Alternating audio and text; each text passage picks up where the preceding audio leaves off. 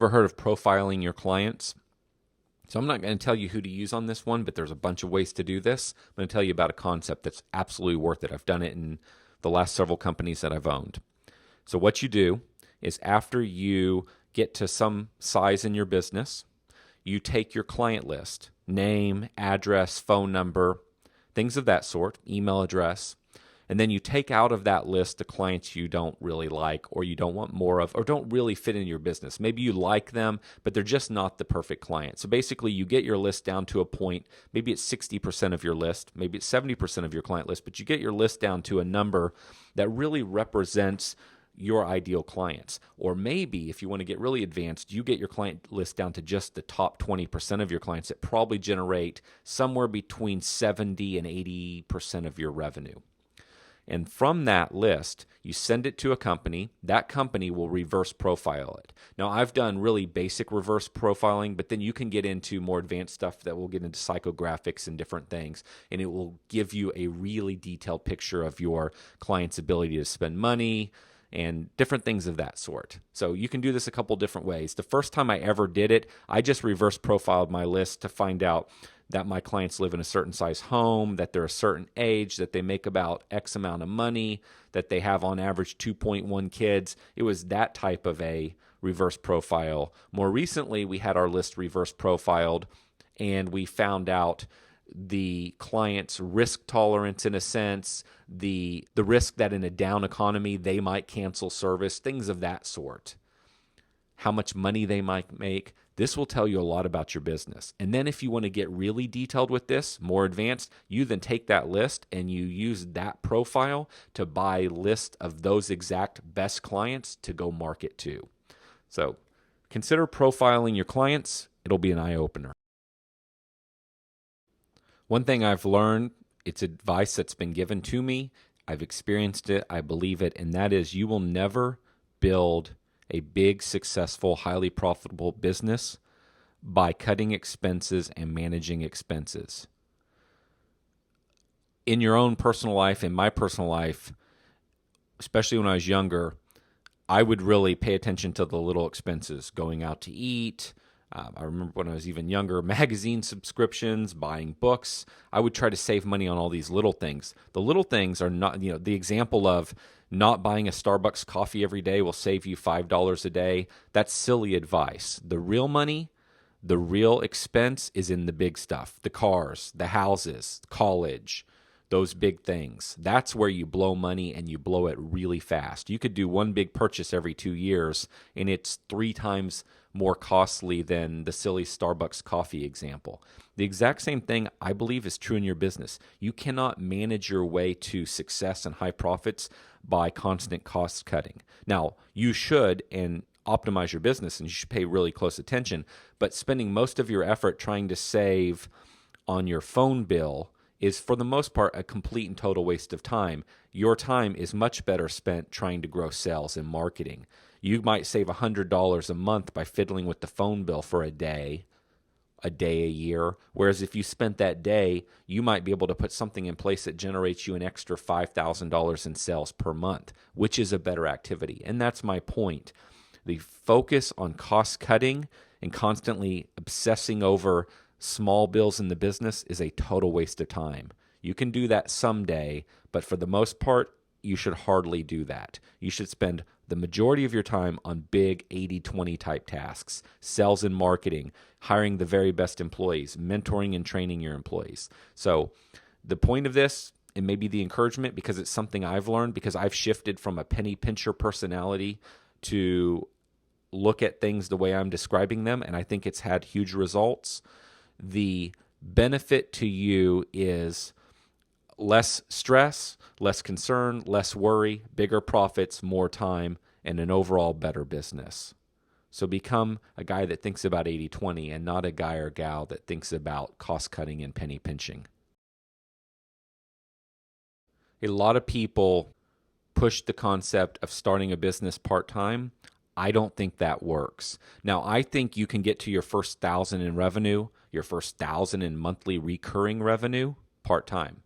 If you're building a product-based business, yeah, I think you can sort of do some of that part-time. But if you're building a service-based business, you can't go very far part-time. When you're part-time, you give yourself 5,000 reasons not to be successful. You still have a crutch. You still have a backup plan. The moment you put yourself in a position that you either win or lose, that you make it or you fail, you will do everything that it takes to make that business succeed. When you have to, you will. When you can slide by, when you don't have to, when you have a backup plan, you'll take shortcuts, you'll procrastinate, you'll delay, you'll find reasons not to do this or that. You're not as committed. You've got to be 100% all in if you want to give yourself the maximum possibility of being successful in your new venture. That's why I don't think part-time is the answer. Earn your first 1,000 in recurring revenue, then go full-time. All in, all your cards on the table, and that is your most likely formula to success. And a lot of people would disagree with me on that. Hey, there's a long-standing debate when it comes to painting, wrapping, lettering your vehicles, your trucks. Should you have phone number, web address, both, a list of the services that you offer? Should you have your logo, a graphic? Should it be colorful? What should it look like? How fancy should it be? How simple should it be? Or maybe, should you put anything on your truck at all? That's actually a debate as well. My attitude on this is that all that really matters at the end of the day is your web address. Is your truck clean? Does it look good? And will I, when I drive past your truck at 30 miles an hour, 60 miles an hour, if I even care or even notice you, what will it be that catches my attention that I remember when I get home or to the next stoplight? Or if I'm in a neighborhood and I drive by your truck and I slow down for a second, what is the one thing that I most care about?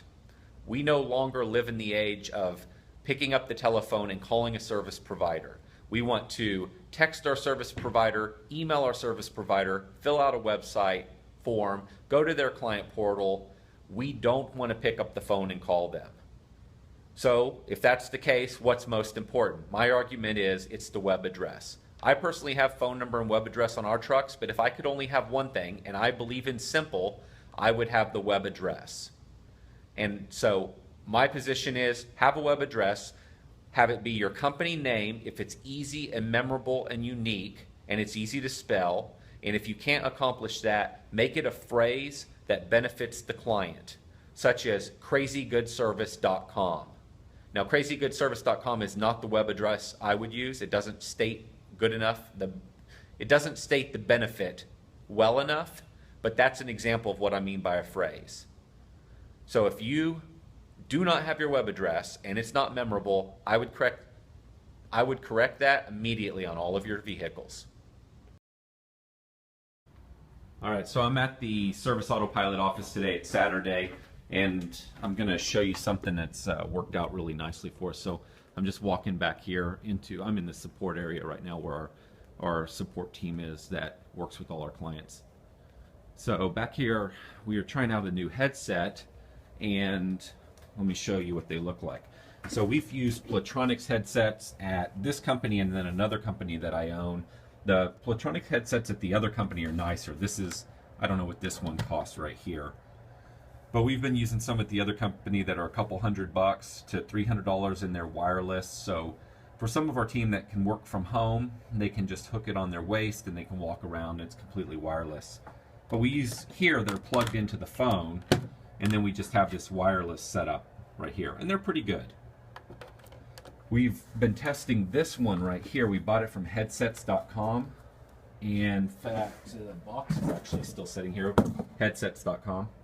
Really like them. They do a good job. I might record a different video about those guys at some point.